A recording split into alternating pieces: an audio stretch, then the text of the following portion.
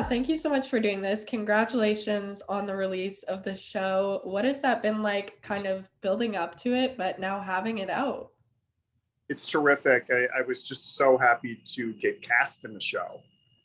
You know, now casting is very different. We do it in our homes. Hmm.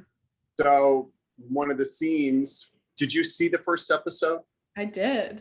Yeah, so you saw me die, almost Yes. die. Right. So I did that in my bed and just had my iPhone and, just had it right over. I slid into my bed and I did my scene. I had my Okay. neighbor come over and read opposite.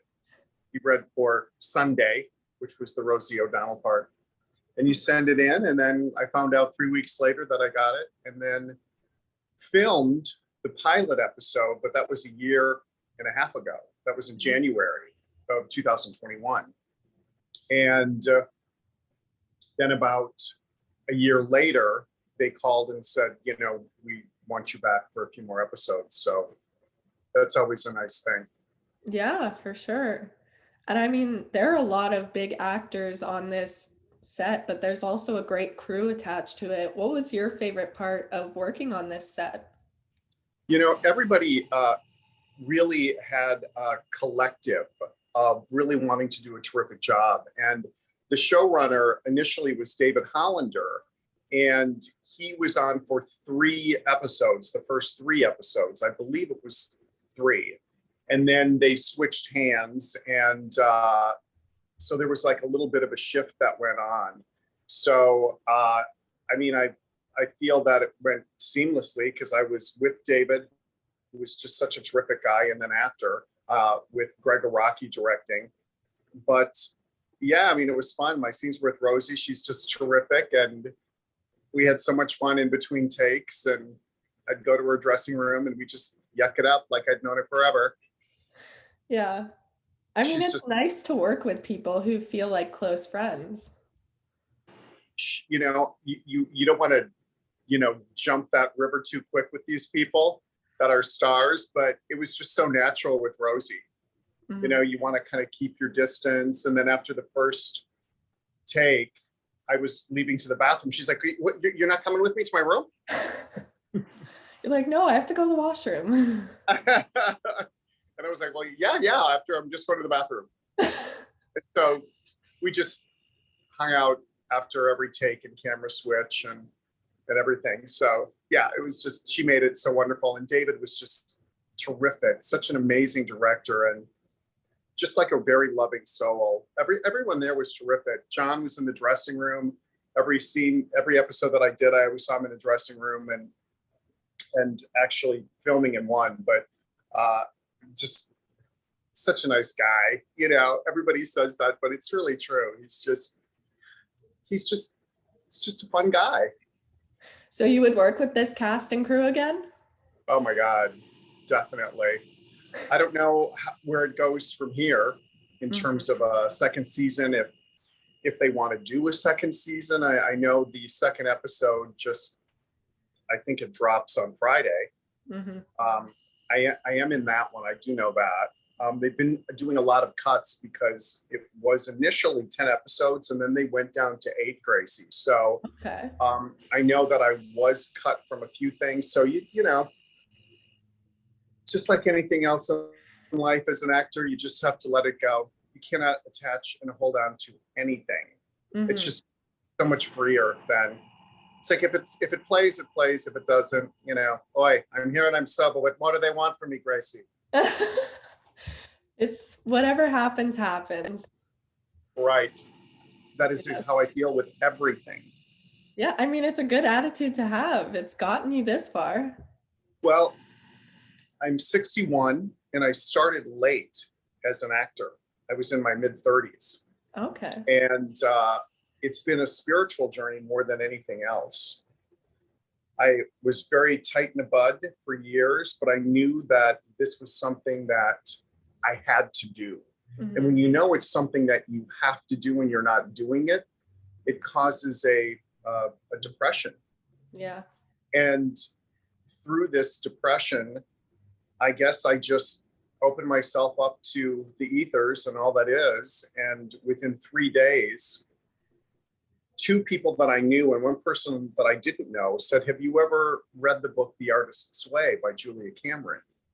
And that started really my spiritual journey. I mean, I've always felt very connected to source, but this took it to a different level. And so what started out as this, I want to be on stage, I want to be a star, turned into more of a inward retrospective of self and everything else. Mm-hmm.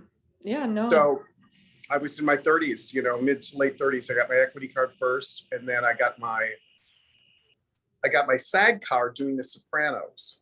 Okay. I played an FBI agent, Agent Yangsma, on the first episode of season 3 in The Sopranos.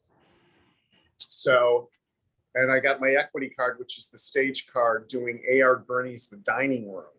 Mm-hmm. Where I played 6 different characters, and that's how I got my equity card. And then when I got a manager and started really getting involved with, some television stuff and independent films, then I moved actually to Los Angeles in 2002 and really started all over again. Yeah, I mean, it sounds like a full journey. It is a full journey, and I feel because I'm a character actor, the older I get, the more I work. Mm-hmm. Yeah, no, for sure. Yeah. And I mean, yeah, with this show especially, it covers a lot of different topics. I'm wondering, what do you hope as an actor that viewers take from this show after watching it or the first episode? Well, that's great. Number one, I want them to be entertained. I hope it's entertaining for them.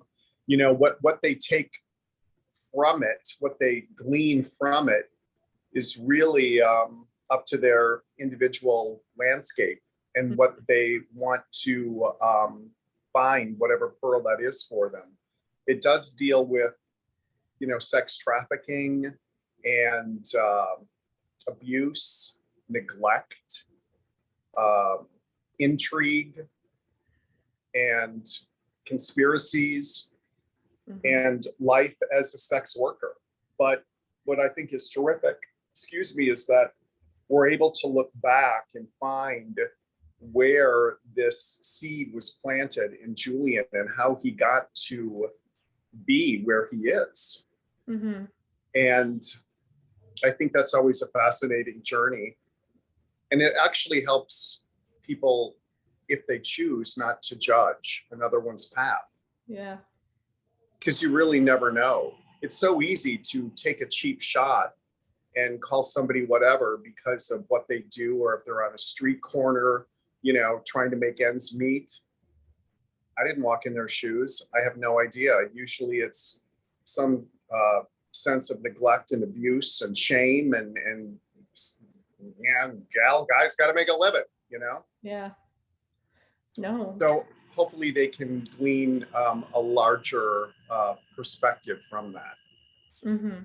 Yeah, and talking more about your character, what was that like, bringing Kevin to life? Like, what was your inspiration for that? That's a really good one. At my age, I've certainly seen people on their deathbed. Mm-hmm. And I was able to kind of extrapolate that feel, that sensibility of your last breath. Mm-hmm. And also wanting to alleviate any type of guilt going into the next field, wherever they go in the ethers, onto a next life or what have you. So I really had to look at it as just plain and simple as that. If I really wanted to get something out before I died, and I was really on my last leg, and could barely talk, mm-hmm. how would I convey that? And I'd heard John Bernthal say he's not a method actor, and I'm not either. I've been given a gift to jump into characters and jump right out. Mm-hmm. I don't need to wallow in an emotion. I can just get there and leave. Okay. which is a blessing in and of itself. Mhm. However you get there, you get there. Yeah. But I did have to look at kind of a 360 around Kevin Finnegan. And, you know, like Rosie said, hey, maybe found Jesus at the end, or, Buddha or Krishna or whomever. And, he had to kind of lance that Mhm. pussy part in him so he didn't have to take it with him. Yeah. So as the character moves on, yes, part of the show was with flashbacks. So, but I don't really know if I'm going to be involved in that, even though I filmed it.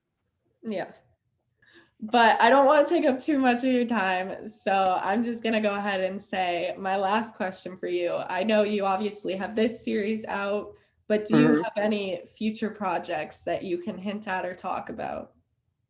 Yes, I can actually. I was cast, I am cast in a film that will be filming within the next few months, and it's really terrific.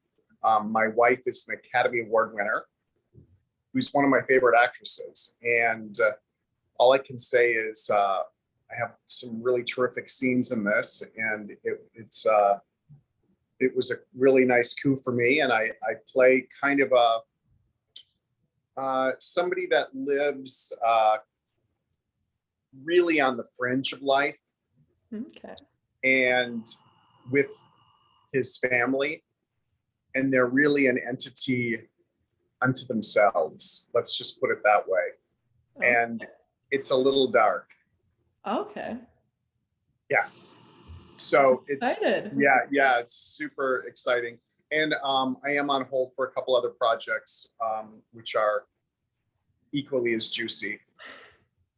You're going for the juicy stuff.